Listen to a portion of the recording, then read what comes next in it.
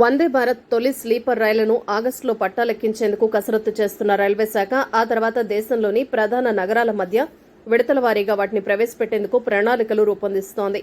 ఇందులో భాగంగా దక్షిణ మధ్య రైల్వే పరిధి నుంచి తొలి వందే భారత స్లీపర్ రైలు సికింద్రాబాద్, ముంబై నగరాల మధ్య నడిపే అవకాశాలున్నాయి. ఈ నగరాల మధ్య ఇప్పటి వరకు వందే భారత్ రైలు లేనందున తొలి స్లీపర్ రైలు ఈ మార్గంలో నడపాలని కేంద్ర గనుల శాఖ మంత్రి, సికింద్రాబాద్ ఎంపీ జి కిషన్ రెడ్డి దక్షిణ మధ్య రైల్వే జీఎం అరుణ్ కుమార్ కు తాజాగా సూచించారు. ఈ మేరకు దక్షిణ మధ్య రైల్వే జోన్ రైల్వే బోర్డుకు ప్రతిపాదనలు పంపాలని నిర్ణయించినట్లు తెలిసిందే. మరోవైపు సికింద్రాబాద్, పూణేల మధ్య నడుస్తున్న శతాబ్ది ఎక్స్ప్రెస్ స్థానంలో వందే భారత్ రైలు రానున్నట్లు తెలిసింది.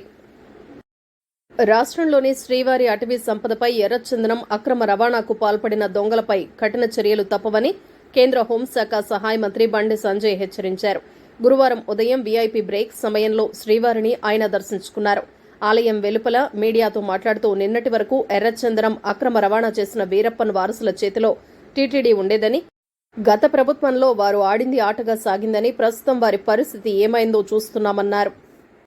ప్రభుత్వం నిర్దేశించిన లక్ష్యం ప్రకారం ప్రస్తుత ఆర్థిక సంవత్సరం 2024-25లో ప్రతి శాఖ ఆదాయం సాధించి తీరాలని సీఎం రేవంత్ రెడ్డి ఆదేశించారు.